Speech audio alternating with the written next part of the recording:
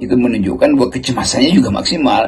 Kalau Pak Jokowi enteng-enteng aja kan dia anggap aja, oh toh Gibran akan selamatkan saya, bahwa Pak Prabowo punya semacam gentleman agreement untuk tidak mengganggu saya nanti. Tapi dia nggak percaya itu, jadi dia tidak percaya terhadap strategi dia sendiri. Dia tidak percaya bahwa Gibran yang dia udah taruh di Prabowo itu akan mampu untuk mengamankan posisi bapaknya di kemudian hari. Itu soalnya. Ini banyak spekulasi kalau soal di balik mundurnya Erlangga Hartarto ini. Ada yang menyatakan bahwa dia ditekan oleh Pak Jokowi dengan kasus hukum, walaupun itu sudah dibantah oleh Golkar.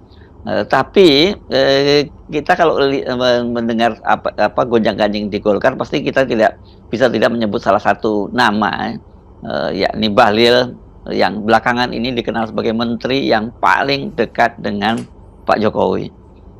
Ya, saya sebetulnya mau menghindar untuk menganalisis siapa di belakang acara penggerogotan kekuasaan Erlangga di Golkar.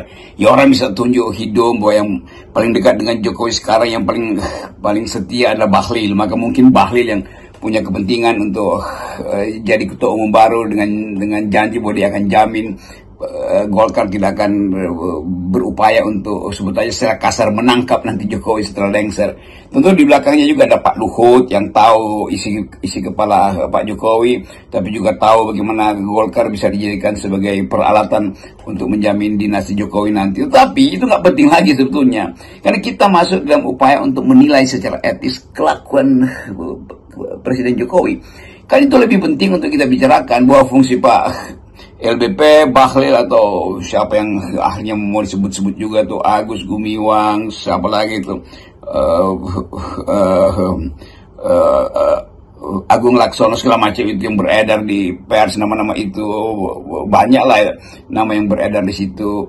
Jadi tetap kita mau lihat bahwa memang ada isu yang fundamental, yaitu keinginan Jokowi untuk mengendalikan kekuasaan, untuk mengendalikan partai-partai politik. Ya, bahwa memang ada kasus Erlangga yang mungkin dalam 24 jam ke depan sprindiknya keluar, itu urusan material, tapi urusan etisnya adalah Jokowi tetap tidak merasa damai hatinya kalau tidak ada jaminan secara real bahwa dia tidak akan diganggu nanti ketika dia sudah pensiun sebagai presiden.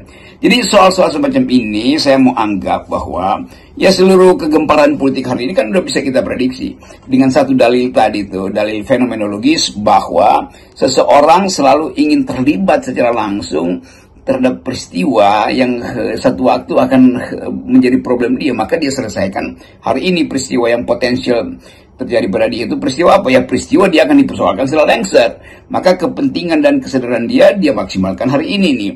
Tapi potensi dia untuk menyelamatkan diri dari hukuman sejarah juga tidak mungkin dia jaminkan hanya pada Bahlil atau hanya pada sejumlah orang yang ingin mengambil gali Golkar.